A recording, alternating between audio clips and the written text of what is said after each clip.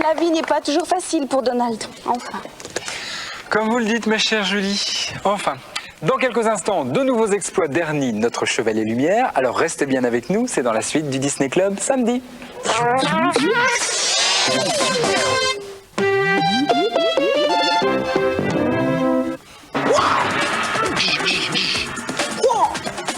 Ouais, je suppose qu'à l'école, Philippe, tu devais pas être une terreur, toi. Ah ça, Nicolas, tu as tout à fait raison. Jamais un coup de poing, j'étais très calme. En fait, je suis pas bagarreur. Même si je t'attaque, vraiment... Mais non, Nicolas, n'insiste pas. Je t'ai dit que j'étais pacifique. Bon, bah j'insiste pas alors. Mais Ernie, lui, va être obligé de se défendre parce qu'il va être attaqué par la terreur de l'école. Nous allons voir comment il va s'en sortir. Voici le Chevalier Lumière. Tu es le dernier Chevalier Lumière. Ah, ça sera tout pour ce soir. Tu vois, Philippe, tu peux en prendre de la graine. Notre ami Ernie vient de te donner une bonne leçon, là. Je vais tâcher de le prendre en exemple. Ouais. Bon, vous savez, Nicolas et Philippe, il est temps maintenant que je vous présente mon pilote, celui Oui. qui m'a déposé tout à l'heure sur le plateau du Disney Club. Il s'agit de Yannick Alfaro. Ouais.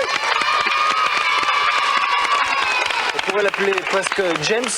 On pourrait presque l'appeler James, oui, surtout avec l'atterrissage qu'il m'a fait tout à l'heure. Alors, peux-tu atterrir comme ça n'importe où, Yannick? Pratiquement, si on m'en donne l'autorisation. Le plus dur, c'est quand même les autorités de l'aviation civile qui sont toujours un petit peu réticentes à y faire des choses un peu...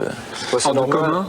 Non, peut pas non tout le monde plus. peut le faire. Tous les jeunes, à la limite, peuvent devenir demain pilote d'hélicoptère et faire, bon, peut-être pas le même métier que moi, mais ils peuvent faire des carrières tout à fait sympathiques dans l'aviation.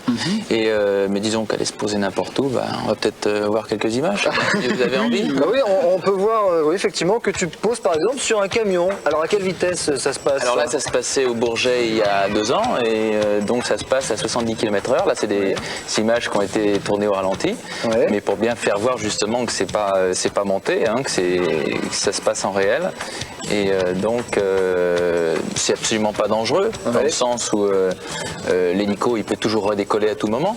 Mais le but du jeu, c'est quand même de le poser sur le camion avec simplement la largeur d'une main de chaque côté au niveau des patins. Quelles sont justement les qualités requises pour devenir pilote d'hélicoptère? Toi, c'est quand même pas si vieux que ça. C'est avant tout une passion. Qu'est-ce que C'est une passion, ça se passe dans le ventre, Ouais. ça se passe quand on a envie de faire quelque chose, on va jusqu'au bout.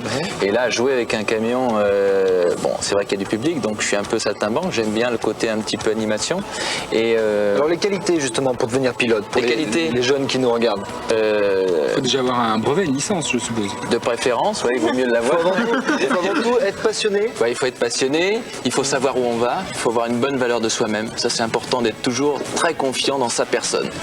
Et comme ça, on peut aller jusqu'où on veut, mais il faut y aller très loin, quoi. Il ne faut pas dire tiens, peut-être que j'en suis pas capable. Quand on a décidé de faire quelque chose, Il faut aller jusqu'au bout. Et D'accord. pouvoir faire qu'un aussi avec son appareil. Je crois que tu danses aussi avec ton hélicoptère. Tu veux faire ce que tu veux. C'est vrai que c'est un ton petit peu ma hélicoptère. seconde maîtresse, mais voilà, il faut le dire. Tu lui fais faire une valse à un moment donné. Alors ça, il faut des années et des années de maîtrise. Ou alors tu as ça dans le sang. Moi, je crois que j'ai ça dans le temps. D'abord, j'aime bien danser et en plus, j'aime bien l'hélico. Donc, j'ai dit la meilleure façon de bien s'accorder, c'est de faire une petite valse avec cet hélico qui est bon, pas spécialement.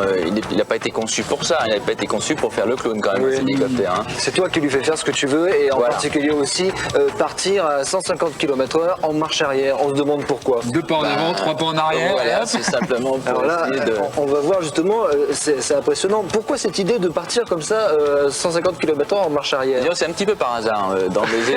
Bon, je suis... Pourquoi pas d'abord? Bah, je sais pas, en principe on va vers l'avant, non? Ouais, donc non, j'ai trouvé ça un peu par hasard, puisque dans les compétitions d'hélico, on a des épreuves de maniabilité. Et donc, et un jour, je dis tiens, un petit peu en arrière, puis un petit peu plus, puis j'ai pas pourquoi pas aller nettement plus loin parce que c'est visuel.